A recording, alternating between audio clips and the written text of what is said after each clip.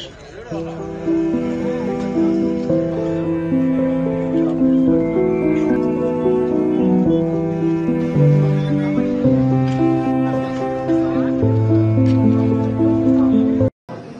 నమస్కారం.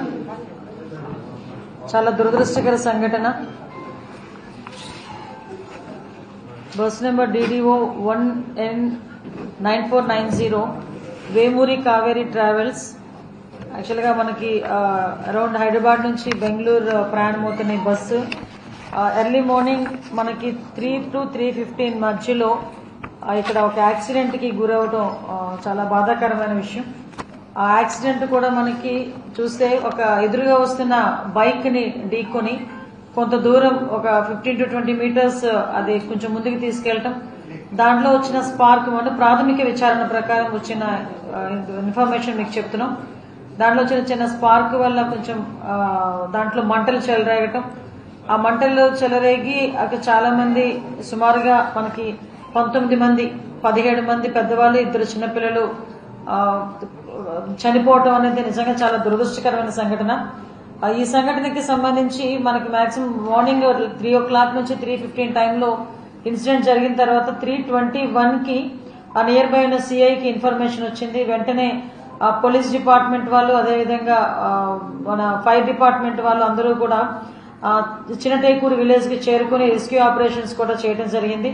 ఇమీడియట్ గా ఇన్సిడెంట్ తెలుసుకున్న వెంటనే గౌరవ ముఖ్యమంత్రి గారికి ఇన్ఫర్మేషన్ మా డీజీపీ గారు, అదేవిధంగా మా నేషనల్ ఇంటెలిజెన్స్ వాళ్ళందరూ కూడా ఇన్ఫర్మేషన్ ఇవ్వటం, మాకు కూడా ఇన్ఫర్మేషన్ ఇచ్చిన వెంటనే నియర్ బై ఉన్న మా పొలిటికల్ లీడర్స్ అందరికీ కూడా మంత్రి గారు వణుకుల రామప్రసాద్ రెడ్డి గారికి, అదేవిధంగా లోకల్ ఎమ్మెల్యే చరితారెడ్డి గారికి, ఎంపీ గారికి అందరికీ కూడా ఇన్ఫర్మేషన్ ఇస్తే అరౌండ్ 6:30 కల్లా మాక్సిమం ఎమ్మెల్యే ఎంపీ వాళ్ళు కూడా అక్కడికి వచ్చి ఆ రెస్క్యూ ఆపరేషన్స్ లో కూడా వాళ్ళు కూడా సహాయ సహకారాలు అందించారు. అదేవిధంగా మంత్రి గారు కూడా వితిన్ 2 hours లో మనకి 9-10 కల్లా అక్కడికి ఇంచుమించుగా చేరుకొని పరిస్థితిని అంతా సమీక్షించడం జరిగింది. ఓవరాల్ గా చూస్తే టోటల్ పాసింజర్స్ బస్సులో 39 మంది పెద్దవాళ్ళు, 4 చిన్నవాళ్ళు, 2 అన్ఐడెంటిఫైడ్ ఉన్నారు. ఈ అన్ఐడెంటిఫైడ్ కూడా ఏంటంటే ఆరామ్ గారు అని చెప్పి చౌరాస్తా దగ్గర 2 కూడా ఎక్కడం జరిగింది. అందులో ఒకరు దిగిపోయారు, ఒకరు ఉన్నారు అందులో. సో తర్వాత మనకి సర్వైవర్స్ చూసుకుంటే మాక్సిమం మంటలు చెరలేగానే ఎక్స్ట్రా డ్రైవర్ వచ్చి కొంచెం వెనకాతలో ఉన్న ఎగ్జిట్ డోర్ ని కొంచెం బలంగా పగలగొట్టడం, తర్వాత వీళ్ళందరూ కూడా కొంచెం చాలా మంది రెస్క్యూ ఆపరేషన్స్ చేసుకుని వాళ్ళగా కొంతమంది బయటకు కూడా రావడం జరిగింది. అలా చూసుకుంటే 23 మంది అడల్ట్స్, 2 పిల్లలు, 2 డ్రైవర్స్, ఓవరాల్ గా 27 మంది మనము వాళ్ళు అక్కడ యాక్సిడెంట్ నుంచి తప్పించుకోగలిగారు, సురక్షితంగా బయటపడిన వాళ్ళు. అదేవిధంగా ఈ రోజు ఇందులోని ఇంజూర్డ్ పర్సన్స్ లోని సుమారుగా 9 మంది ట్రీట్మెంట్ లో ఉన్నారు. అందులోని అందరూ కూడా స్టేబుల్ గా ఉన్నారు. అందులో 6గురిలో ఒక 3గురికి ఫ్రాక్చర్స్ అయినాయి. వాళ్ళందరూ కూడా మన GGH హాస్పిటల్లో ఉన్నారు. ఒక 3 ఆకాష్ హాస్పిటల్లో ట్రీట్మెంట్ తీసుకుంటున్నారు. ఓవరాల్ గా చనిపోయిన వాళ్ళలో కూడా మనం చూసుకుంటే 17 మంది పెద్దవాళ్ళు చనిపోయారు, 2 చిన్నపిల్లలు చనిపోయారు.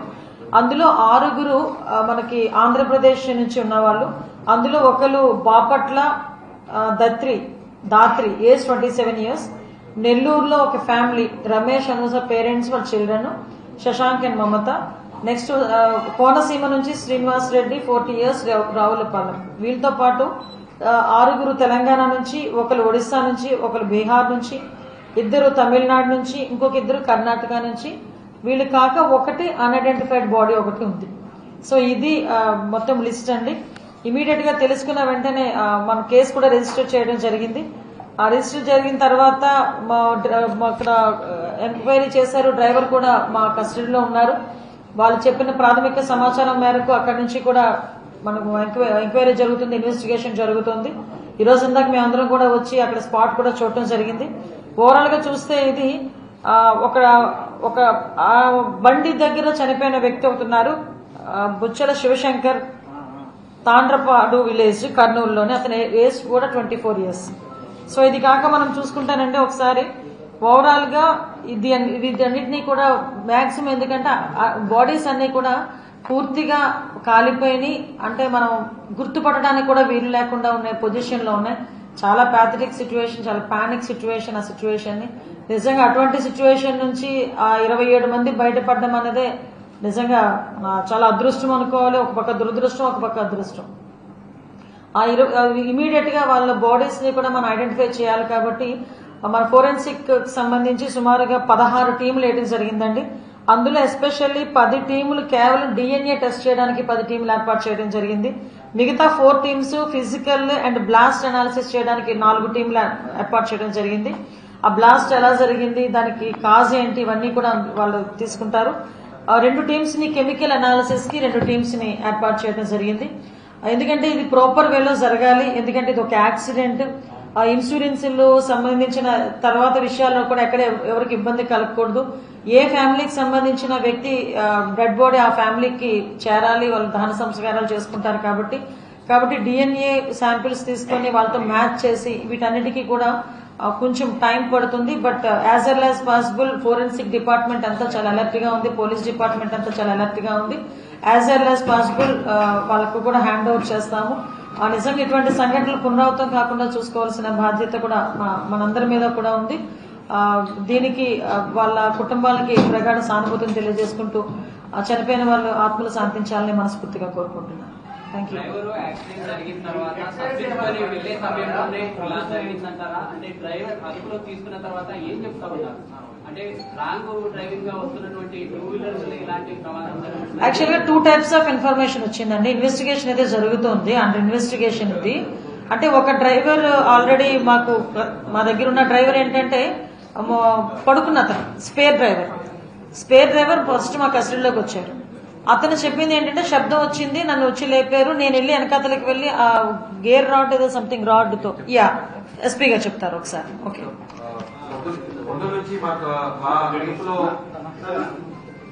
పొద్దు నుంచి మా అదుపులో స్పేర్ డ్రైవర్ ఎవరున్నారు ఆయన ఇచ్చిన ప్రాథమిక సమాచారం మీద మేము ఇన్వెస్టిగేషన్ కొనసాగించాము.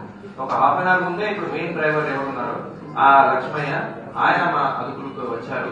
ఆయన చెప్పిన ప్రకారం ఆ టైంలో దాదాపు 3 o'clock వర్షం పడతా ఉంది. వర్షం పడే టైంలో సడన్లీ ఈ హర్డ్ సౌండ్. సో ఏమని చూసుకోకుండా కొంచెం మళ్ళీ ఒక 20 అడుగులు వెనక్కి తీసుకున్నారు. ఫస్ట్ కింద దిగి చూస్తే దాంట్లో ఒక బండి ఉంది. సో మనకున్న ఇప్పుడు యాజ్ ఆఫ్ ఇన్వెస్టిగేషన్ లో 2 వీలర్ ఎవరు నడుపుతున్నారు బస్ రాకముందే అక్కడ 2 వీలర్ పడి ఉంది. అదే ఇంకొక యాక్సిడెంట్ అయి ఉండొచ్చు, లేదా సెల్ఫ్ ఫాలన్ కూడా అయి ఉండొచ్చు. సో బస్సు 2 వీలర్ దాకా వచ్చి అక్కడ స్టక్ అయింది. 2 వీలర్ స్టక్ అయిన వల్ల స్పార్క్ వచ్చాయి. ఆ స్పార్క్ వల్ల ఇనిషియల్ ఫైర్ స్టార్ట్ అయింది. సో ఇప్పుడు దాకా ఉన్న investigation reveals these facts. Driver అప్రమత్తం అయి ఉంటే ఈ ప్రమాదం జరిగేది కాదు. కేవలం బైక్ రైడర్ మాత్రమే చనిపోయేవారు. అక్కడ ఉండే డ్రైవర్స్ అలర్ట్ చేయకపోవడం వల్ల ఇంత ప్రమాదం జరిగిందని బాధితులు చెప్తూ ఉన్నారు. అక్కడ ఉండే లైవ్ లో ఉన్నటువంటి సాక్ష్యాధారాలు చెప్పే పరిస్థితి. అంటే యాక్చువల్ గా మీరు అన్నదానికి మేము ఏకీభవిస్తున్నాం. కాకపోతే ఏంటంటే ఒక ఇన్సిడెంట్ జరిగిన తర్వాత చాలా కారణాలు మనం బయటకు తీస్తాం. వీటన్నిటికీ ఇన్వెస్టిగేషన్ చేయడానికి, కేసెస్ ఫైల్ చేయడానికి పోలీస్ డిపార్ట్మెంట్ కూడా ఉంది. సో మీరన్న అన్ని కోణాల నుంచి కూడా, ఎందుకంటే ఇదేదో ఇలా జరిగిందని వదిలేయలేదు. 16 ఫోరెన్సిక్ టీములు పెట్టామంటేనే ఒకసారి అర్థం చేసుకోండి.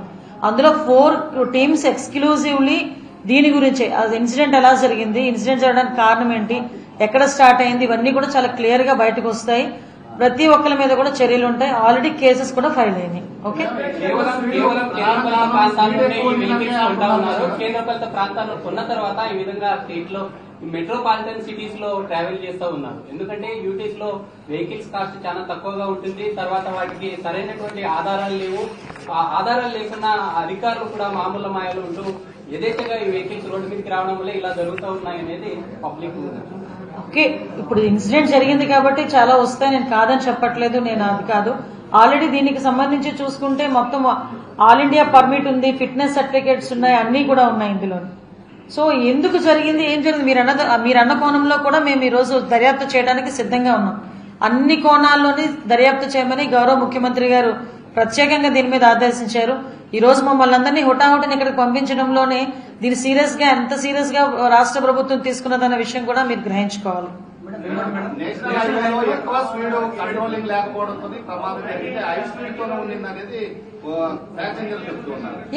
లిటిల్ అందుకేనండి ఫోరెన్సిక్ టీమ్స్ 4 టీమ్స్ వేసాం కదా. ఎంత స్పీడ్ లో వెళ్తుంది, ఎప్పుడు ఏ స్పీడ్ లో బ్రేక్ పడింది, ఇవన్నీ వస్తాయి ఇన్వెస్టిగేషన్ లో, ఎవ్రీథింగ్ వస్తాయి. ఏ స్పీడ్ లో బ్రేక్ పడుతుందో కూడా తెలుస్తుంది. కాబట్టి ఇవన్నీ వస్తాయి డెఫినెట్. సాక్ష్యదారులకు చెప్పే పరిస్థితి అంటే యాక్చువల్ గా మీరు అన్నదానికి మేము ఏకీభవిస్తున్నాం.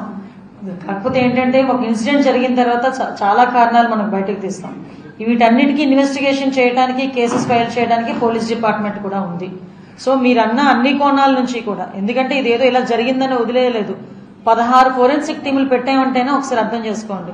అందులో 4 టీమ్స్ ఎక్స్క్లూజివ్లీ దీని గురించే, ఇన్సిడెంట్ ఎలా జరిగింది, ఇన్సిడెంట్ జరగడానికి కారణం ఏంటి, ఎక్కడ స్టార్ట్ అయింది, ఇవన్నీ కూడా చాలా క్లియర్ గా బయటకు వస్తాయి. ప్రతి ఒక్కరి మీద కూడా చర్యలు ఉంటాయి. ఆల్రెడీ కేసెస్ కూడా ఫైల్ అయినాయి. ఓకే, కేంద్రపాలిత ప్రాంతాల్లో కొన్న తర్వాత ఈ విధంగా స్టేట్ లో మెట్రోపాలిటన్ సిటీస్ లో ట్రావెల్ చేస్తూ ఉన్నారు. ఎందుకంటే యూటీస్ లో వెహికల్స్ కాస్ట్ చాలా తక్కువగా ఉంటుంది. తర్వాత వాటికి సరైనటువంటి ఆధారాలు లేవు. ఆ ఆధారాలు లేకుండా అధికారులు కూడా మామూలు మాయలు ఉంటూ యథేచ్ఛగా ఈ వెహికల్స్ రోడ్డు మీదకి రావడం వల్ల ఇలా జరుగుతూ ఉన్నాయనేది పబ్లిక్. ఓకే, ఇప్పుడు ఇన్సిడెంట్ జరిగింది కాబట్టి చాలా వస్తాయి, నేను కాదని చెప్పట్లేదు, నేను అది కాదు. ఆల్రెడీ దీనికి సంబంధించి చూసుకుంటే మొత్తం ఆల్ ఇండియా పర్మిట్ ఉంది, ఫిట్నెస్ సర్టిఫికేట్స్ ఉన్నాయి, అన్ని కూడా ఉన్నాయి ఇందులో. సో ఎందుకు జరిగింది, ఏం జరిగింది, మీరన్న కోణంలో కూడా మేము ఈ రోజు దర్యాప్తు చేయడానికి సిద్ధంగా ఉన్నాం. అన్ని కోణాల్లోని దర్యాప్తు చేయమని గౌరవ ముఖ్యమంత్రి గారు ప్రత్యేకంగా దీని మీద ఆదేశించారు. ఈ రోజు మమ్మల్ని అందరినీ హుటాహుటిని ఇక్కడికి పంపించడంలోనే దీన్ని సీరియస్ గా, ఎంత సీరియస్ గా రాష్ట్ర ప్రభుత్వం తీసుకున్నదన్న విషయం కూడా మీరు గ్రహించుకోవాలి. ఎక్కువ స్పీడ్ కంట్రోలింగ్ లేకపోవడంతో ప్రమాదం జరిగితే హై స్పీడ్ తోనే ఉండింది అనేది ప్యాసింజర్లు చెప్తున్నారు. లిటిల్ అందుకేనండి ఫోరెన్సిక్ టీమ్స్ 4 టీమ్స్ వేసాం కదా, ఎంత స్పీడ్ లో వెళ్తుంది, ఎప్పుడు ఏ స్పీడ్ లో బ్రేక్ పడింది, ఇవన్నీ వస్తాయి. ఇన్వెస్టిగేషన్ లో ఎవ్రీథింగ్ వస్తాయి. ఏ స్పీడ్ లో బ్రేక్ పడుతుందో కూడా తెలుస్తుంది. కాబట్టి ఇవన్నీ వస్తాయి. డెఫినెట్ గా వాళ్ళ మీద చర్యలు ఉంటాయి. ఎందుకంటే ప్రాణాలండి, కళ్ళ ముందు 19 ప్రాణాలు పోయినాయి. చాలా మంది, నేను ఈ రోజు హాస్పిటల్కి వెళ్ళి మాట్లాడుతుంటే కళ్ళ ముందు కాలిపోయారండి అని చెప్పారు. మా ఎమ్మెల్యే గారు చెప్పారు, ఒక చంటి పిల్లని ఒళ్ళో పెట్టుకుని కాలిపోయింది ఒక ఆమె. నిజంగా చాలా ప్యాథటిక్ సిచ్యువేషన్. అలాంటి సిచ్యువేషన్స్ ఎవరికి రాకూడదు. ఫ్యూచర్ లో కూడా ఎటువంటి సందర్భంలోనూ ఇలాంటివి మనం జరగకూడదని కోరుకోవాలి. దీనికి ఇది ఒక ఎగ్జాంపుల్ గా తీసుకునైనా గౌరవ ముఖ్యమంత్రి గారితో మాట్లాడి మీరందరూ చెప్పినట్టుగా ఒక హైపో కమిటీ లాంటిది ఒక కమిటీ ఏర్పాటు చేసుకుని, ఇప్పుడు ఏదైతే మీరు కొన్ని సూచనలు ఇచ్చారో ఆ సూచనలు బేస్ చేసుకుని ఒక రిపోర్ట్ కూడా రెడీ చేసి సీఎం గారికి ఇవ్వడానికి కూడా సిద్ధపడతాం. దానికి కూడా సీఎం గారికి చెప్తాం. చిన్న విషయం అండి, ఈ ప్రైవేట్ బస్సుల ప్రమాదాలకు ప్రత్యేక విచారణ కమిషన్ ఏర్పాటు చేస్తారా, చేయాలా? ఇప్పుడు అదే చెప్పానండి మీతో. జస్ట్ కమిషన్, హైపో కమిషన్ ఒకటి వేస్తాము. రోడ్ ట్రాన్స్పోర్ట్ డిపార్ట్మెంట్, అదేవిధంగా పోలీస్ డిపార్ట్మెంట్, రెవెన్యూ డిపార్ట్మెంట్ కలిపి ఒక కమిటీ కూడా ఏర్పాటు చేసి, ఒక ఎంక్వైరీ కమిటీ కూడా ఏర్పాటు చేయడానికి గౌరవ ముఖ్యమంత్రి గారికి కూడా చెప్పి ఇమీడియట్ గా అది కూడా ఏర్పాటు చేస్తాం. రాత్రి వేళల్లో ఉన్నాయి అనేది ఏదంటే ఆర్టీఓకి సంబంధించినటువంటి ఇన్స్పెక్షన్ లేకపోవడము, తర్వాత దానికి సేఫ్టీ మేనేజ్మెంట్స్ లేకపోవడంతో ఇలాంటి ప్రమాదాలు చోటు చేసుకుంటున్నాయి. దానిపైన ఎలాంటి చర్యలు చేపట్టవచ్చు? ఇప్పుడు మేము ఏర్పాటు చేయబోయే కమిషన్ ఏదైతే ఉందో, కమిటీ ఏదైతే ఉందో 3 డిపార్ట్మెంట్లు కలిపి, అందులో అన్ని ఎంక్వైరీలు కూడా జరుగుతాయి, అన్ని డీటెయిల్స్ బయటకు వస్తాయి. ఒక సూచనలే కాకుండా మేము కూడా ఒక ఎస్ఓపి ఇచ్చేస్తాం. ఇలా ఉండాలి, ఇలా ఉంటేనే రోడ్డు మీదకి ఎక్కాలి, బస్ ఇంతే స్పీడ్ లో నడపాలి, ఈ టైంలోనే ఉండాలి. అదైతే క్లియర్ గా తెచ్చుకుంటామండి. ఒక్క నెంబర్లోనే దాదాపు ఎక్కువ బస్సులు ప్రైవేట్ ట్రావెల్స్ ఎక్కువ నడుపుతున్నారు అనేది సార్ మాట్లాడతారు, రోడ్ ట్రాన్స్పోర్ట్ మినిస్టర్ గారు. ఒకసారి ఉండండి, చెప్తున్నారు కదా మినిస్టర్ గారు. ఒక్క నిమిషం అండి, ఎక్కడి నుంచి మాట్లాడుతున్నారు? ఫైర్ అలారం సిస్టాన్ని ఎందుకు పర్యవేక్షణ లేకుండా పోవడం వల్ల ప్రమాదం జరిగిన తర్వాత అన్ని చెప్తారు. ప్రమాదం నివారణకు కొంచెం చర్యలు తీసుకుంటే ఇటువంటి సంఘటనలు, ఒక ట్యాంక్, ఒక క్రికెట్ ఆడేటప్పుడు హెల్మెట్ వాడతారండి, అటు ట్యాంక్ కి కనీసం రక్షణ కవచం కూడా లేదు. లారీలు నడుపుతున్నారు, వాళ్ళు కూడా రక్షణ ఉంటుంది. ప్రైవేట్ బస్సుల మీద ఎందుకు పర్యవేక్షణ ఉండట్లేదు? అందరికీ నమస్కారం అండి. ట్రాన్స్పోర్ట్ డిపార్ట్మెంట్ విషయానికి వస్తే, ఇప్పుడు గౌరవ మన ప్రెస్ వాళ్ళు అడిగినట్టు ఫైర్ అలారం సిస్టమ్ ని కొత్తగా లేటెస్ట్ గా వచ్చే బస్సులకు ఆటోమేటిక్ గా ఎనేబుల్ చేస్తున్నామండి. ఇది 7 years ఓల్డ్ బస్ కాబట్టి దీంట్లో లేదు. యాక్చువల్ గా ఇప్పుడు కొత్తగా వచ్చే బస్సులు అన్ని దానికి సేఫ్టీ మెజర్స్ తీసుకుంటున్నాం. ముఖ్యంగా ఈ ఘటన విషయానికి మనం మాట్లాడుకుంటే మెయిన్ గా ఆ టైమింగ్ కూడా కారణం అండి. మామూలుగా యాక్సిడెంట్ ఈ ఫైర్ యాక్సిడెంట్ జరిగేటప్పుడు మార్నింగ్ టైం జరిగితే తీవ్రత వేరే విధంగా ఉంటుంది, డీప్ స్లీప్ లో జరిగితే వేరే విధంగా ఉంటుంది. ఇప్పుడు లేట్ నైట్ 3 గంటలు అన్నప్పటికీ ఇప్పుడు సర్వైవ్ అయ్యేలో అందరినీ మీరు చూశారు, చిన్న చిన్న ప్రాబ్లమ్స్ తో అంతా బయటకు వచ్చేసారు. మిగిలిన వాళ్ళు ఎవరైతే చనిపోయారో ఇంకా బ్లంట్ మిస్టేక్ జరిగినట్టు పెద్దగా అంతా ఊండేడు మాంసం ముద్దలు అయిపోయారు. కాబట్టి ఇంకొకటి ఏంటంటే ట్రాన్స్పోర్ట్ లో మా central government mart guide lines పరంగా బాడీ బిల్డింగ్ ఎలా ఉంటుంది, బస్ ఇన్ఫ్రాస్ట్రక్చర్ ఎలా ఉండాలి, సీటింగ్ ఎట్లుండాలి అనేది యూనివర్సల్ లా పరంగానే ఆ విధంగానే బాడీ బిల్డింగ్ కూడా జరుగుతుంది. ముఖ్యంగా మీరు అన్నట్టు డిపార్ట్మెంటల్ ల్యాబ్స్ అనుకుంటే ఇంకా రోజు ఇలాగే జరుగుతూ ఉంటాయి. డిపార్ట్మెంటల్ ఏదో ఒకరో ఇద్దరు చేసిన తప్పులకు అందరూ కారకులు కాదండి. దీని విషయానికి వస్తే ఇలాంటి ఇన్సిడెంట్ లాస్ట్ 2 months బ్యాక్ ఒక ఏపీఎస్ఆర్టీసీ టౌన్ సర్వీస్ బస్సు ఏదైతే వైజాగ్ సిటీలో ఉందో అది మార్నింగ్ జరిగిన టైం వచ్చి 8:30 జరిగింది. ఆ టైంలో 110 మంది బస్సులో ఉంటే 60 నిమిషాల్లోనే ఎవాక్యువేట్ చేశాం. ఎందుకంటే అది మార్నింగ్ టైమ్స్ ఒక ఆటో అతను చెప్పడంతో బస్సు ఆపేశాం. దానికి విండోస్ ఓపెన్ ఉంటాయి, డ్యూయల్ డోర్ ఉంటుంది, దాంట్లో వచ్చేస్తాం. బట్ ఈ స్లీపర్ కోచ్లు అనేటివి నైట్ టైం ట్రావెల్ చేసేటివి డిజైన్ ఫర్ పడుకొని ప్రయాణించేదానికి ఉంటాయి. ప్లస్ దీంట్లో కూడా ఏంటంటే ఫ్లేమబుల్ మెటీరియల్ ఎక్కువగా ఉంటుంది, బెడ్షీట్ ఉంటాయి, కుషనింగ్ ఉంటుంది, పిల్లోస్ ఉంటాయి. దీనివల్ల ఎక్కువ శాతం బర్నింగ్ అయింది కాబట్టి దీనివల్ల ఇంత నష్టం జరిగిందండి. ప్లస్ ఇంకోటి ఏంటంటే ఇప్పుడు మన సౌత్ ఇండియన్ ఎవరైతే ట్రాన్స్పోర్ట్ మినిస్టర్స్ ఉన్నారో వాళ్ళతో ఆల్మోస్ట్ తెలంగాణ, కర్ణాటక వాళ్ళతో మార్నింగ్ కూడా మాట్లాడడం జరిగింది. రోడ్ సేఫ్టీలో ఇది 3rd ఇష్యూ, ఇట్లా ఈ అగ్నికి సంబంధించి ఇదే హైవే మీద 3rd ఇన్సిడెంట్ కాబట్టి దీని మీద తప్పకుండా ఒక కొత్త గైడ్ లైన్స్ అన్న తీసుకొని వచ్చి మేము మార్ట్ సెంట్రల్ వాళ్ళతో కూడా మాట్లాడి ఇలాంటి ప్రమాదాలు అరికట్టడానికి చర్యలు తీసుకుంటాం. ఇంకోటి నేను చెప్పేస్తాను సార్. ప్లస్ ముఖ్యంగా ఇప్పుడు మీరు అందరూ ఒకటి గ్రహించాలంటే ఇన్సిడెంట్ జరిగింది ఆంధ్రప్రదేశ్ భూభాగం మీద. ఎందుకంటే ఈ బస్సు ఆంధ్రాదో తెలంగాణదో అలాగే కర్ణాటకదో పక్కన పెడితే రిజిస్ట్రేషన్ గురించి మీరు అందరూ మాట్లాడుతున్నారు. బట్ ఇక్కడ ఇన్సిడెంట్ జరిగింది కాబట్టి ఇంతవరకు ఇలాంటి ఇన్సిడెంట్ జరిగినప్పుడు ఇంత తొందరగా స్పందించిన ప్రభుత్వం ఎప్పుడు చూసిండ్రు మీరు.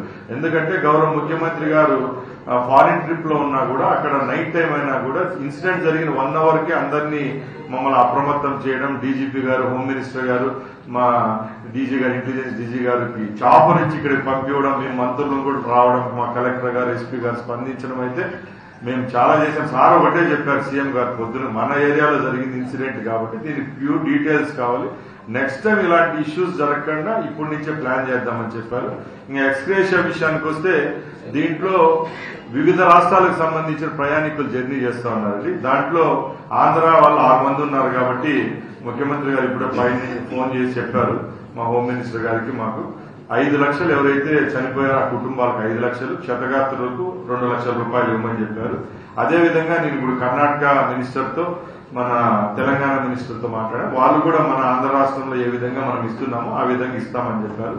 రిమైనింగ్ ఒరిస్సా, తమిళనాడు, బీహార్ రాష్ట్రానికి చెందిన వాళ్ళు 3 ఉన్నారని చెప్పారు డిపార్ట్మెంట్ నుంచి. వాళ్ళకు కూడా ఇదే విధంగా వచ్చేటట్టు మేము చర్యలు తీసుకుంటాం. Okay, thank you.